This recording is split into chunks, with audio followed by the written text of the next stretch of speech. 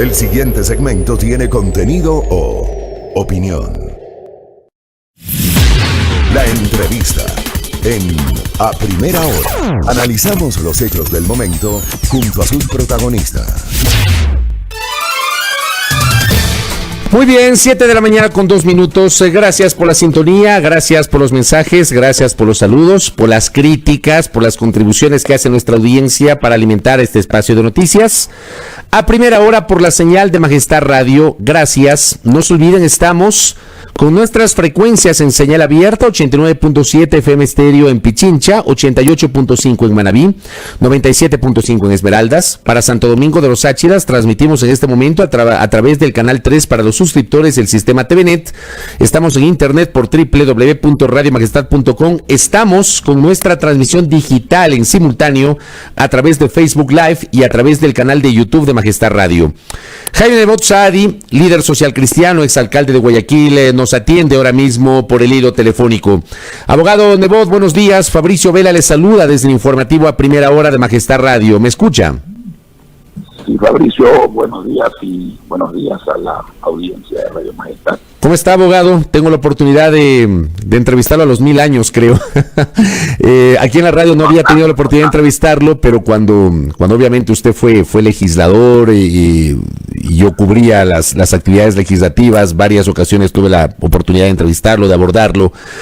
¿Cómo ve el momento político, Jaime Nebot, en este momento, cuando estamos a 34 días de la finalización del actual gobierno y el advenimiento de una nueva administración con Guillermo Lasso? Más allá de la política, más allá de los resultados de la elección, yo lo veo como creo que lo ven todos los ecuatorianos desde sus distintas visiones, que en algunos casos pueden ser opuestas, pero que tienen una gran coincidencia. Todos queremos un Ecuador mejor, un Ecuador que funcione, un Ecuador libre, un Ecuador solidario, un Ecuador eficaz, un Ecuador donde la pobreza colectiva sea sustituida por bienestar colectivo, por la prosperidad colectiva. En ese sentido, ¿con qué expectativa inicia Guillermo Lasso en 34 días su administración? ¿Usted por dónde apunta que podrían darse las primeras ejecutorias del nuevo gobernante? Bueno, yo creo que hay un gran objetivo y es demostrar que lo que uno se comprometió se va a hacer realidad, porque la gente lo que espera es que las campañas no sean una oportunidad para ofrecer y no cumplir, sino una oportunidad para comprometerse y cumplir. Yo pienso, hasta donde conozco, que se empezará en lo ejecutivo a gobernar, a corregir, a poner en práctica las cosas que se han comprometido, y en lo legislativo con una reforma de carácter tributario para generar crecimiento económico y empleo, que pasa por la disminución de tributos para apostar al crecimiento en una economía en problemas como la que está el Ecuador, y aún en la que no está en problemas. No hay que confundir recaudaciones con impuestos. Los impuestos son una carga al pueblo, le quitan capacidad de compra. Y quiero hacer una digresión, yo no digo que no tenga que haber política tributaria. Todo país tiene una política tributaria, tiene que recaudar bien, pero tiene que recaudar sin matar el crecimiento. Si usted mata a la gente, le quita la capacidad de compra, la gente no paga, el que vende, no cobra, y si usted no vende no hay IVA, y si usted no gana no hay impuesto a la renta, y si no hay esos impuestos, las recaudaciones del Estado bajan en vez de subir. Aquí hay muchas personas que confunden poner impuestos con subir recaudaciones. Yo en la ciudad de Guayaquil bajé los impuestos 3 o 4 veces a lo largo de mis alcaldías, y recaudaba cada vez más porque la ciudad crecía en materia de personas que confiaban en la ciudad, invertían y hacían movimiento económico. Yo creo que, por ejemplo, el impuesto que se pone a los agricultores pequeños, a los ganaderos pequeños, a los pequeños pescadores artesanales, a los artesanos, no debe ser otro que el impuesto a la renta, porque está bien que ganen y está bien que paguen impuesto a la renta puntualmente, pero si se les ponen impuestos que encarecen su producción, que los sacan del mercado, y de esa manera fomentan el contrabando, el tema es grave. Puedo tocarle el tema del turismo. El turismo es una actividad que en el Ecuador creció muchísimo, que es junto a la construcción la piedra angular de cualquier desarrollo económico de cualquier país. Hoy día está muerto por la pandemia, ¿no es cierto? Entonces ponerle impuestos al turismo es al revés. Al turismo hay que exonerarle impuestos para que crezca. Las multas y los intereses leoninos que llegan al 50% que se le cobran a los ciudadanos que se atrasan con el IES o con el impuesto a la renta durante la época de la pandemia, al menos para los ciudadanos de bajos ingresos y de medianos ingresos, deben ser momentáneamente abolidos. La absorción del IVA, que es de los municipios, de los consejos provinciales, de las juntas parroquiales, de las universidades, no puede ser caja chica del gobierno. No puede ser caja chica del gobierno las rentas, el 21% de ingresos permanentes que le corresponde a los GAC y el 10% de los ingresos no permanentes, porque es contagiar la crisis. Y yo creo que hay que empezar por descongestionar todo eso y dejar que el Estado central, que es el que causó la crisis y el que está en crisis, la resuelva, no contagiando a los demás y enfermando a los demás, sino curando a los demás, para que ese movimiento económico generador de empleo empiece a beneficiar al Estado en vez de acabar con la empresa privada y con el Estado. Abogado Nebot, por ahí va, más allá de una serie de propuestas adicionales, entre las cuales yo considero que la vacunación pronta de la mayor cantidad de personas posibles, que cura no solo la salud, sino la economía, es sin duda una prioridad indiscutible y que ha sido muy mal manejada por este gobierno. Correcto, creo que en eso coincidimos todos, sobre todo en el tema de vacunación. A ver, la semana anterior, la primera semana posterior a su elección, ha hecho anuncios en materia tributaria. Ha dicho, por ejemplo, que va a enviar un proyecto el propio 24 de mayo, una vez posesionado, va a enviar un proyecto de reforma tributaria a la Asamblea para disminuir gradualmente el impuesto a la salida de divisas, el ISD, para eliminar el impuesto del 2% a los microempresarios y para establecer un IVA diferenciado para reducir el IVA durante 4 feriados al año. ¿Cómo le ve usted esta propuesta? Perfectamente correcta. Y me parece muy bien una disminución gradual del IVA, sujeta a que los empresarios del país cumplan. Yo les voy a poner un ejemplo de lo que ocurrió en Argentina. En Argentina había una retención, que no es un impuesto, es algo terrible, que usted como exportador vende su producto en 100 y de ese 100 un 25% se lo queda el Estado y luego le deja a usted con el 75% todos los gastos y además hay que pagar los impuestos de ley, todo lo cual está muy bien en esa parte.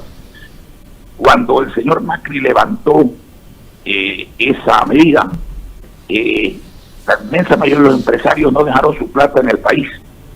Entonces, eso no es correcto. Hay que ir midiendo al empresario. El presidente de un país no es el presidente de los empresarios, es el presidente del pueblo ecuatoriano.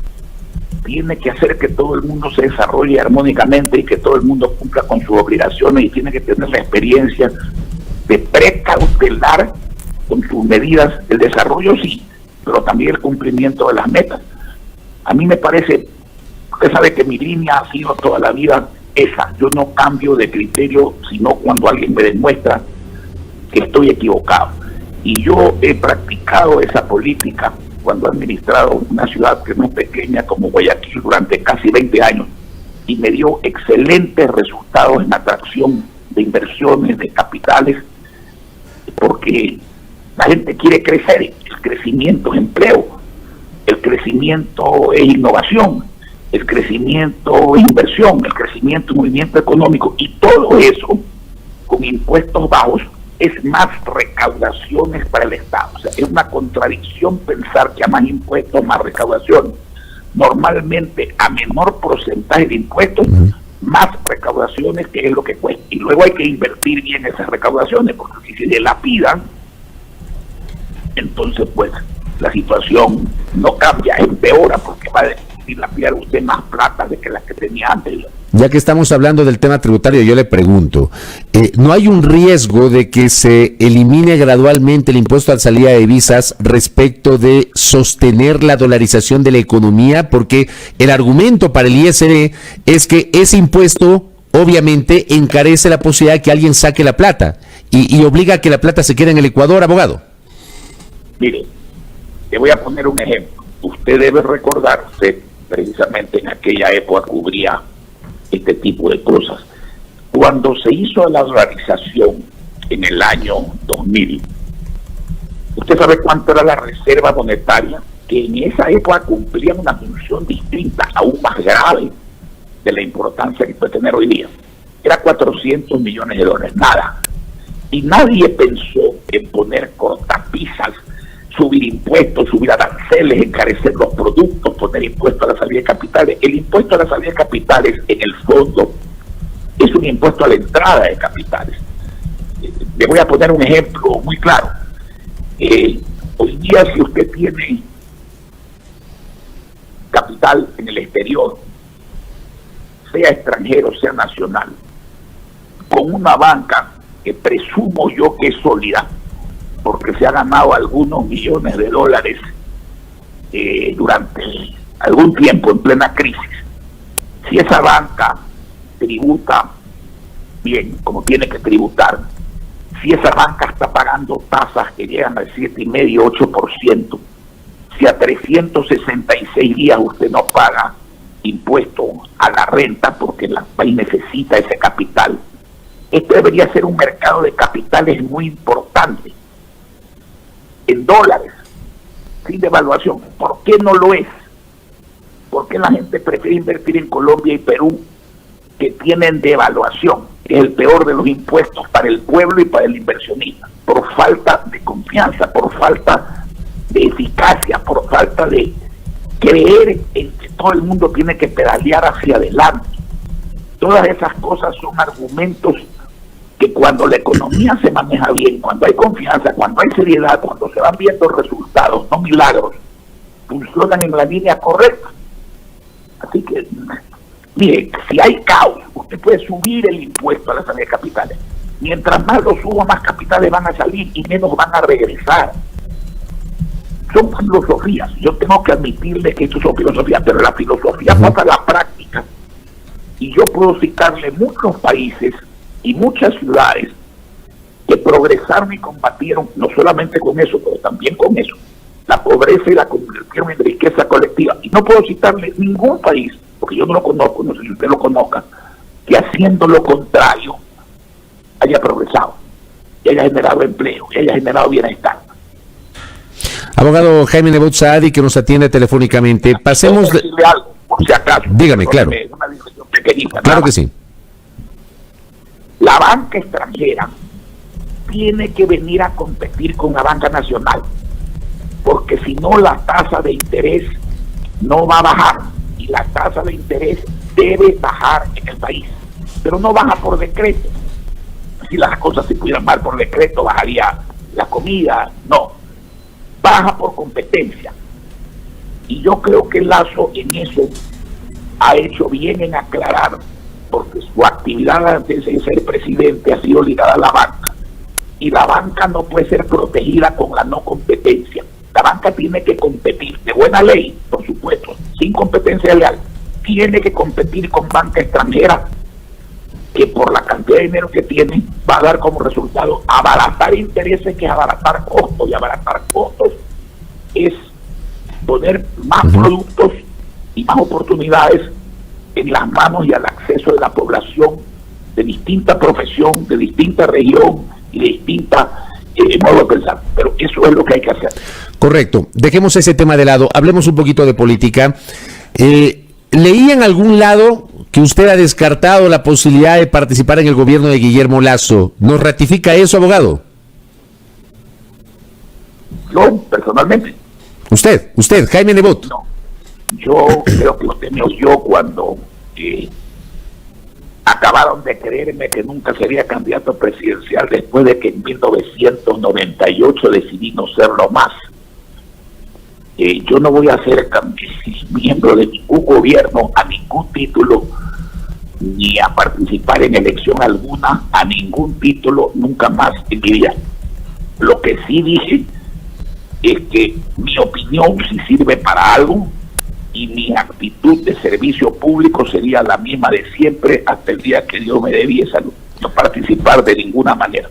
Correcto. Ni siquiera dar consejos, porque sigo un consejo de mi padre que me dijo que nunca dé consejos. Lo que doy son opiniones y cuando me las piden, porque yo no soy metido. Pero su señor padre fue ministro de Velasco Ibarra, pues. Exacto, y varias veces. Por eso. Pero no hay que dar consejos, hay que dar opiniones. Y cuando a uno se las piden, hay que saber ocupar el sitio que a uno le corresponde. Usted no, pero el Partido Social Cristiano, y voy a utilizar este término que está acuñado en el imaginario político del Ecuador, ¿el Partido Social Cristiano va a cogobernar con Lasso, tomando en cuenta que Lasso gana las elecciones en alianza con el PSC?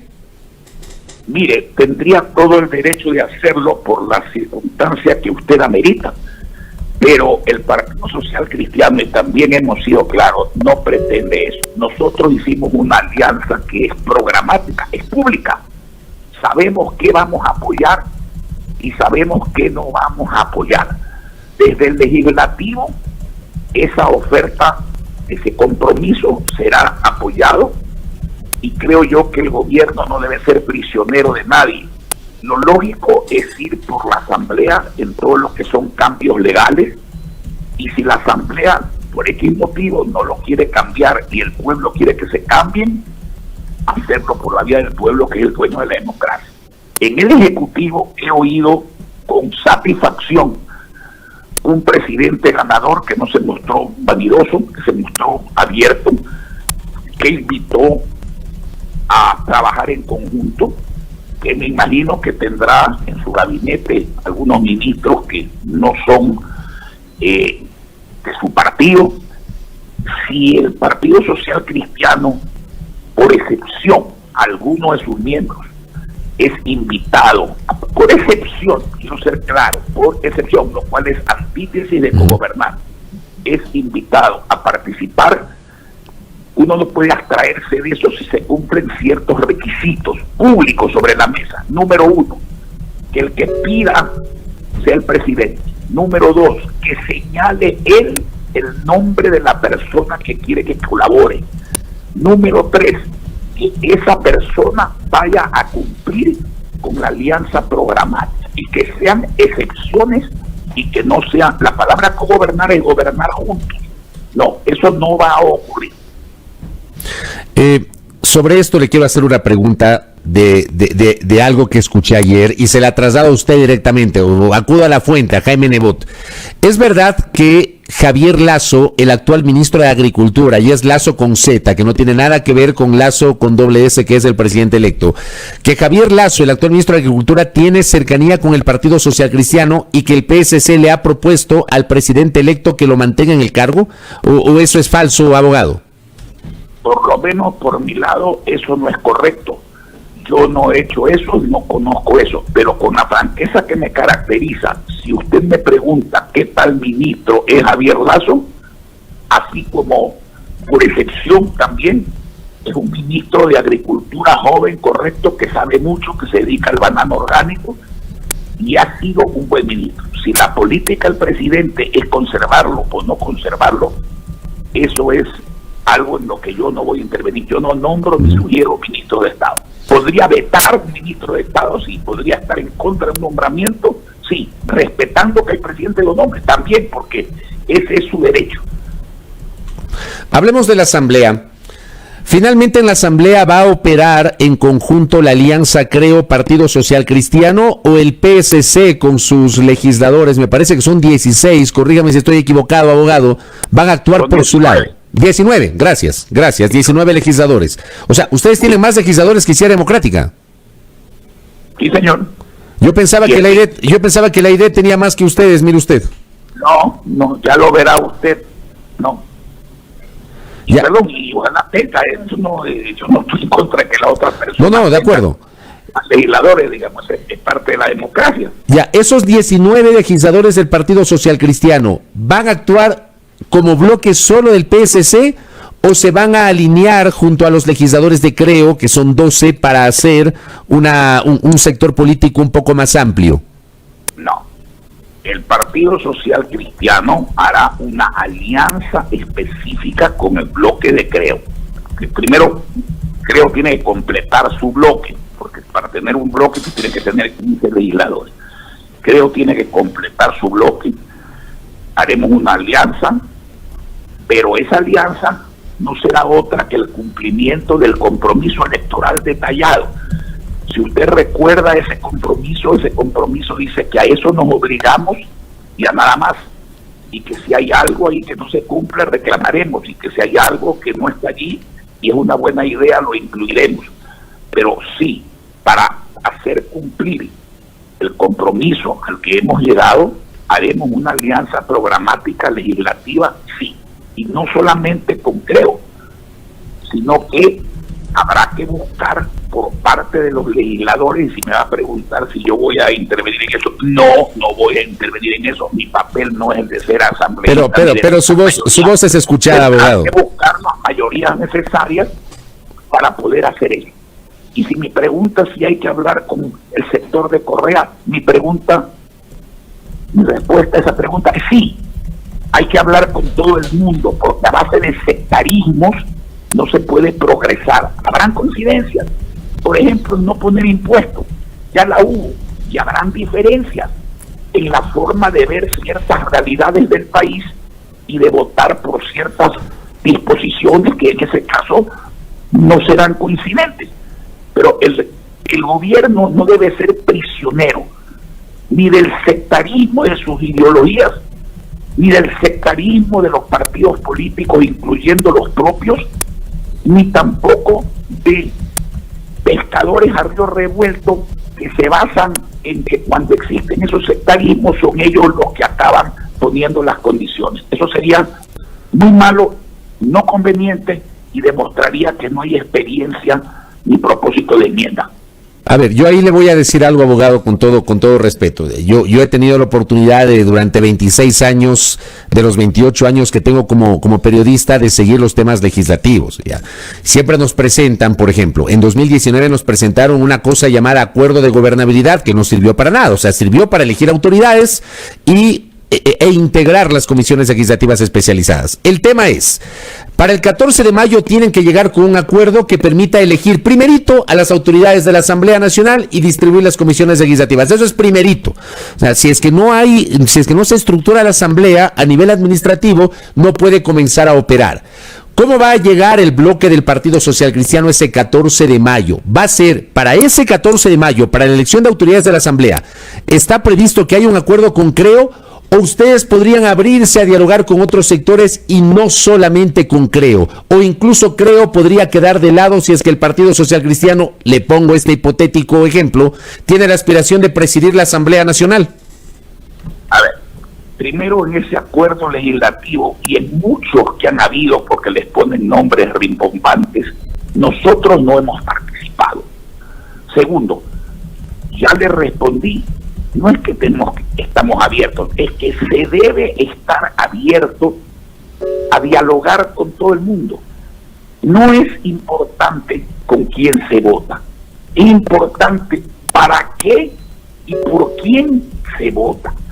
Y tercero, una cosa es las dignidades, que es lógico y obvio tratar de ganarlas, dentro de la ley, porque la ley implica la participación de todos los asambleístas en todas las comisiones, y si se gana, bien, y si no se gana, otra cosa muy distinta son las votaciones por ley, en donde buscar mayorías para todo no es posible, porque habrán coincidencias con unos sectores en unas cosas, con otros en otras, y si no hay coincidencia capaz de sacar la ley y esas disposiciones, esa voluntad, la conveniencia de aquello es buena para el pueblo. Habrá que ir al pueblo, que es dueño de la democracia. Al pueblo no le pueden poner cortapisas. Este es un país donde los funcionarios le ponen cortapisas al pueblo en vez de que el pueblo le ponga cortapisas y límites a los funcionarios. La gobernabilidad no pasa solamente por determinados mecanismos. La gobernabilidad pasa cuando un pueblo no solamente se contenta con votar, sino que se da cuenta de la necesidad de intervenir, de ciudadanizar la política, y parte de eso es la consulta. Vea usted en los Estados Unidos en la última elección, la gente puso su atención en Biden, que es lógico, y la puso en Trump. ¿Sabe cuántas consultas populares se dieron en esa elección en Estados Unidos? 100 consultas populares. ¿Cuántas serán en Europa? Hay que acostumbrarse a que el pueblo tiene el derecho de opinar y de mandar. Los funcionarios tienen que obedecer al pueblo, no es al revés. En el tema de la elección de autoridades, permítame insistirle, ¿el PSC le interesa la presidencia o alguna de las vicepresidencias de la futura asamblea? A todos los partidos debe interesarles y debe dialogar, pero esa es una cosa formal. Usted lo dijo muy bien. El primer paso es formar la parte administrativa, funcional de la asamblea. Pero ese paso que es importante, para mí es el menos importante, porque lo verdaderamente importante es que se va a producir en cambios legislativos que se necesitan, y muchos, en bien del Ecuador. Y allí habrá coincidencias y discrepancias, pero en las coincidencias no hay que excluir el hablar con todo el mundo. Y cuando digo todo el mundo, es todos los legisladores. Uno no puede ir ahí con criterio sectario, tiene que ir ahí con criterio pragmático.